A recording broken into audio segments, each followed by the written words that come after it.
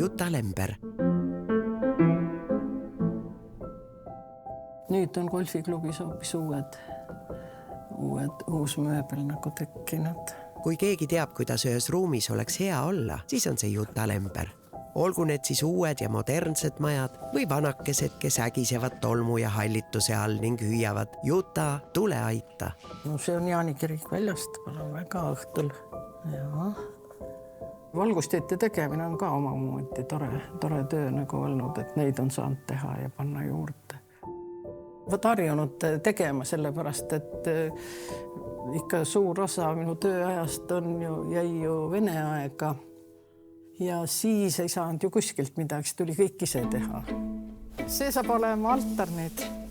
Lember on nagu imearst, ta puhub vanale sarale uue elu sisse. Nii et on selgelt tuntav Lemberi nägemus, mis lähtub konkreetsest hoonest, ajastust, poeesiast. Sellesse töösse sisse elamine on selline asi, kus ma ei tee tükk aega midagi, aga ma kogu aeg nagu mõtlen selle peale ja mul peab nagu mõttes olema enam-vähem kuidagi see objekt enam-vähem suures plaanis nagu valmis ja siis saab hakata tegema. Ja samas otsib Lember ka restaureerimisprojektide juures kaasaega, sest neis vanades hoonetes hakkavad toimetama inimesed meie ajast. Kui sa lähed ruumi ja seda ruumi üldse ei märka, no siis on ka natukene nagu kurb või kas või ma ütleks, kui minnakse Estoniasse, ikkagi tahetakse, et ruum oleks pidulik.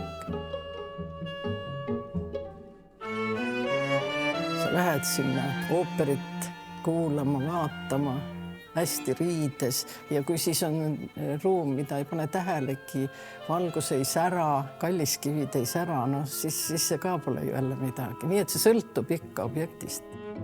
Sisekujunduse ja disaini juurde jõudis Lember nii, et peale keskkooli läks ta tööle Standardisse ja kontoriinimesed said end tema toolidel keerutada, libistada käega mööda lauaplaati.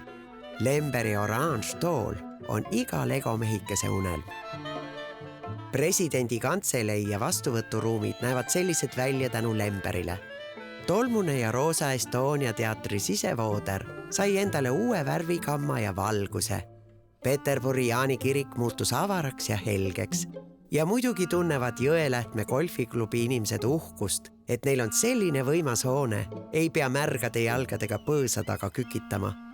Ja purjetajad olümpial ei pidanud ainult paadis istuma.